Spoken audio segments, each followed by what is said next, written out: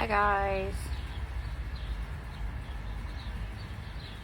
So this is my reschedule from last night, the mini herb live, herbs associated with the Fae. It's literally going to be a very mini live. So I'm going to wait a few minutes to see if anybody hops on, and then I'm going to go ahead and get started. Have to excuse my hot messness. Husband and I went for a walk and I got all sweaty. Figured I would do my live, and then I'm gonna take a shower and take my happy butt to bed.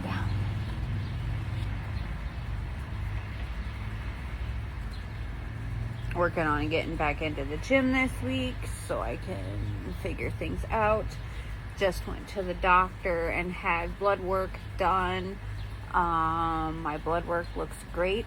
I am not diabetic. I'm not pre-diabetic. My cholesterol levels are down. My triglyceride levels are down. Everything. The only thing my doctor said was that I have a very low vitamin D level. So he prescribed me some vitamin D supplements to get my vitamin D levels up, because let's face it, we live in Ohio. Some of us live in Ohio, and the sun is not out near enough. I work from home behind a desk, and I don't get out in the sun often enough. I'm really grossed out by that neck roll there, but I'm working on it. Okay, so I'm going to go ahead and get started. Traditionally, these were plants that attract fairies, and lore said that these impish creatures were both mischievous and prankful, while also taking care of the garden. Attracting fairies in the garden may seem a little silly to a non-believer, but that's okay. The trappings and plants still create a charming and captivating garden space. It is said that fairies are attracted to spaces filled with life. These areas often occur under, in, or around large trees. Hi, Ronnie. One of the imp's favorite trees is the majestic oak, with its large ornamental leaves and quaint nuts. Elders are another favorite tree, but fairies in the garden are also attracted to yew, holly, willow, elm, and many more life-sustaining trees. And as I have mentioned many times, I have my beautiful willow tree in my backyard. Lots of plans for my willow tree when it comes to the Fae. Any plant that gives... I need to water my plants, as a matter of fact. That was totally random, but it's dying. Gracie Lou! Did Lilith come up here? No. Where the fuck did she go? I don't know, but I'm live, so watch your mouth. Dog's gone. Really? Sorry. Any plant that gives food and shelter to wildlife while enriching the soil with its cast-off leaves are plants that attract fairies. Flesh out of the space around the tree with food and shelter plants. Our sun's going down here. You're in a different time zone, but yeah, that's exactly why I'm about to do mine.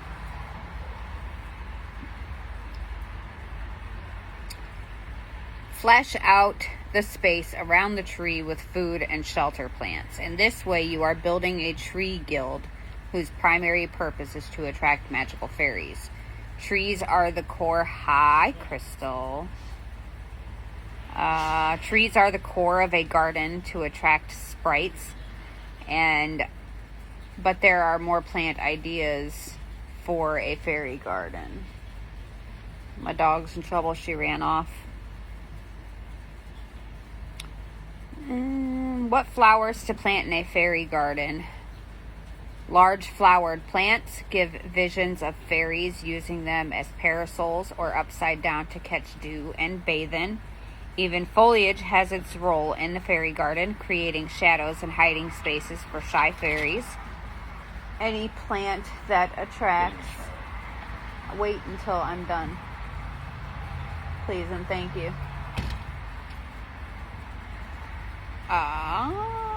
Any plant that attracts butterflies, bees, and hummingbirds will be a fairy magnet. They love to hang out with these wild creatures and enjoy the color of the flowers. I got a little bit of a list of some items that different types of flowers that you can plant in your gardens to attract the fae. Pansies, bee balm, petunia, foxglove, sunflowers, columbine, tulip, fly. I don't know how to pronounce this. I'm gonna butcher it. It's Nasturtium, Nasturtium. Snapdragons, cosmos, mallow, violets. Fairies are also attracted to the flowers from fruiting trees, and the fruit is a great food source. Herbs are said to lure them to the garden, and a traditional cottage kitchen garden would be rampant with sprites. Some herbs to captivate fairies might be St. John's wort, yarrow, heather, thyme, wood, sorrel, red valerian, rosemary. Other elements to draw fairies in the garden. There is more to these charming spaces than plants. Plant ideas for a fairy garden are just the start, as you need to provide shelter and whimsy, which will be irresistible to the sprites. Birdhouses make excellent homes for fairies, as does the classic toadstool. I like to build little houses for them myself, out of like different types of cardboard, paint up styrofoam, little pieces of wood. I will take tree bark if I find tree bark laying around in my yard and try to build a little house with the tree bark. One of the bird feeders that I have hanging in my one front tree here, it looks like a lighthouse type of house. Hi, Serenity. It's so hot here, it's hard to grow flowers. I have geraniums and late in October calendula. I can imagine you'd have to like steadily have a steady water supply to, oh, never mind. You'd have to have a steady water supply to not have your plants dying down there in the heat.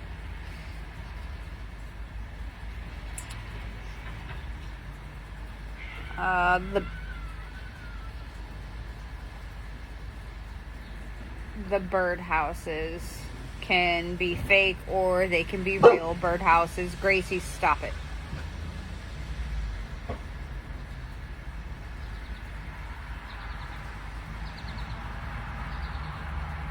Sorry, I totally lost my spot. There's a little kid riding around on the bike, and there were cops all over here earlier today. These can be fake or real, but large enough to provide shelter from rain. Fairies, like all living creatures, need water to survive. A body of water, like a fountain, a small stream, or even just bowls of water left out will ensure that they can slake their thirst.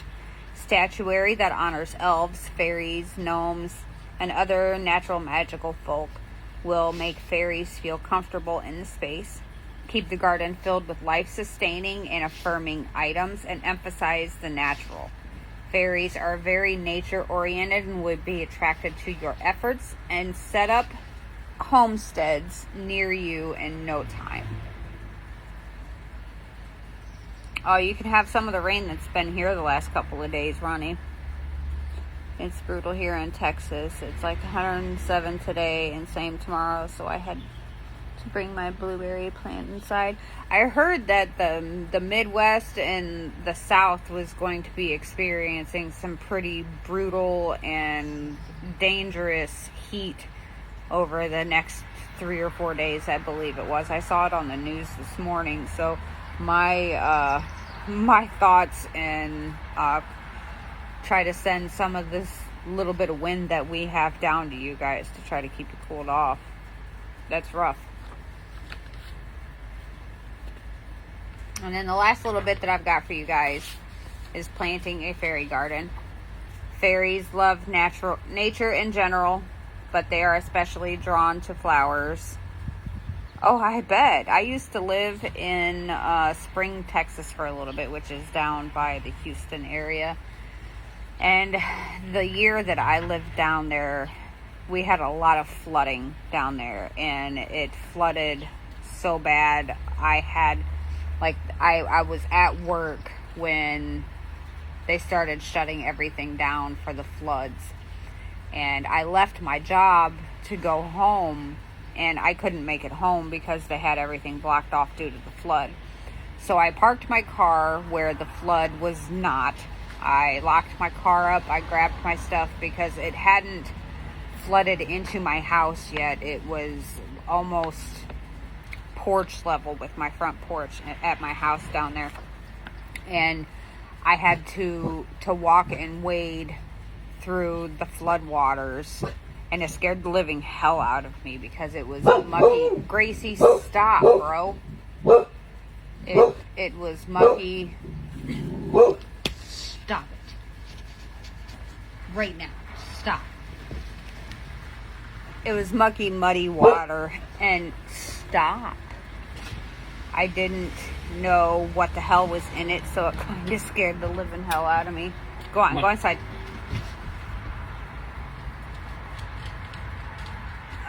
It scared the hell out of me because I wasn't sure exactly, I couldn't see anything, and I wasn't sure what was going to come swimming up between my legs, or if I was going to step on something. I left my shoes on. I had on long pants, but it still scared the living hell out of me. I had never experienced floods like that in my entire life, and literally the first year that I was down there, that's all it did. It rained so much, and we were right by a river that it flooded all the time. Luckily, it never flooded to the point that it actually got into our house and damaged our house, but it was definitely an experience that I've never experienced before. So hopefully you're up and away from where the floods and stuff can happen.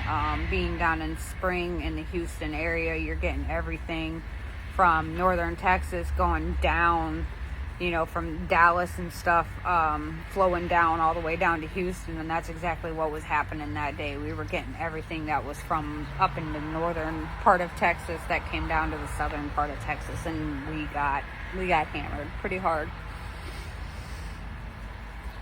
But I do love Texas. It's an absolutely beautiful state. Love it. All right, back to this so I can finish this up. Fairies love nature in general, but they are especially drawn to flowers.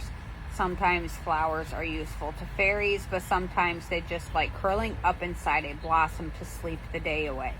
Whether in your backyard or in a window box, I got some ideas for planting a fairy-friendly garden. I'm in the first city you hit in Texas, and we hardly get anything. Consider yourself lucky. So some flowers, good for,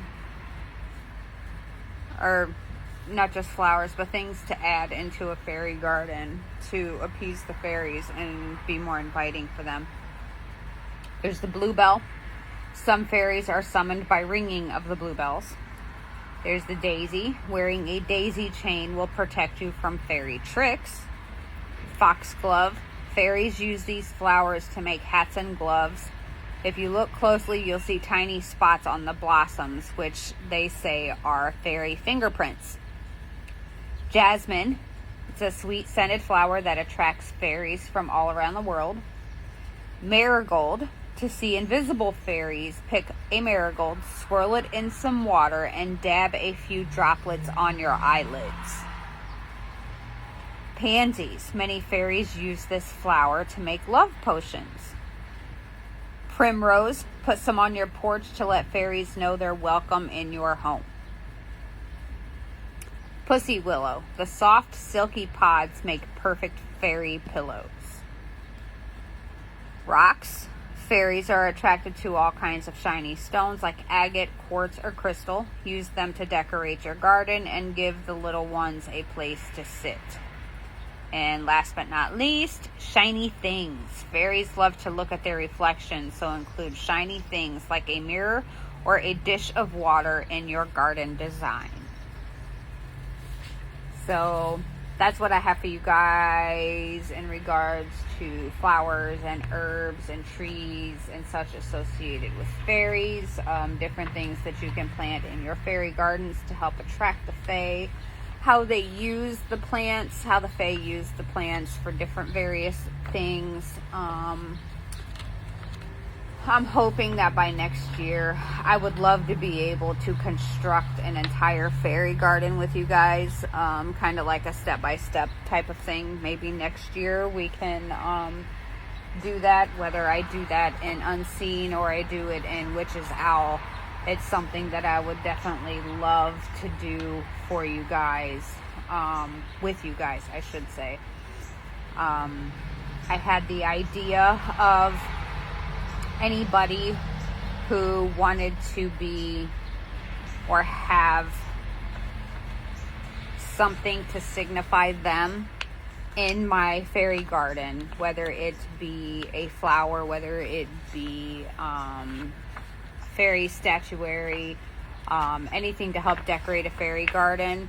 I would love to honor anybody who wanted to be honored in that way by having you guys maybe send a flower native to your area, or some statuary or something like that from around your area, and I would dedicate that item in a special place in my garden for anybody who would be interested in doing something like that with me next spring.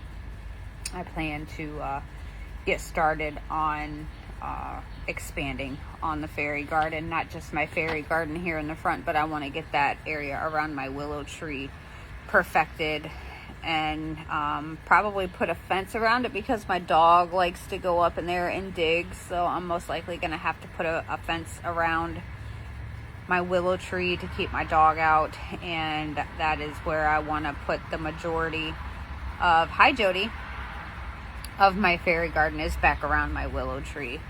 And with Maya and Crystal's coven, we actually, with the nice weather, we've been doing Sabbath rituals out underneath my willow tree. It's just a perfect spot. I love my willow. I cannot say it enough. I absolutely love my willow tree.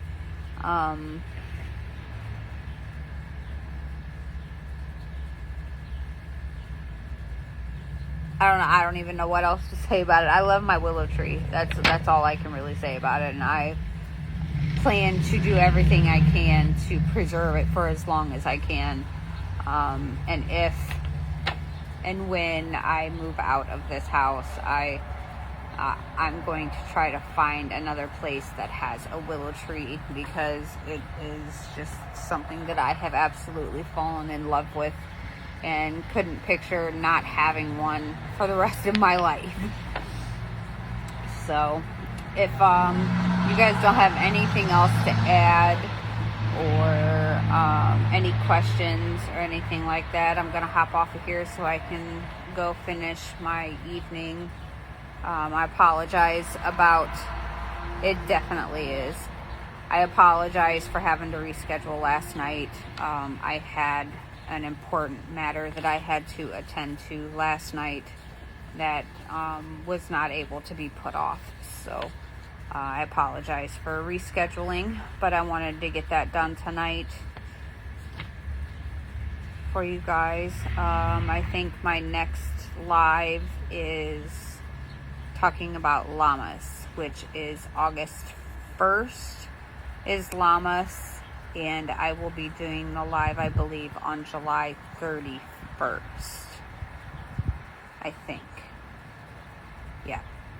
All right, ladies, I'm gonna hop off of here. I hope you guys enjoy the rest of your night. I am going to go take a shower and go relax and prepare myself for the gym tomorrow. Yay! All right, ladies, have a great night. Blessed be.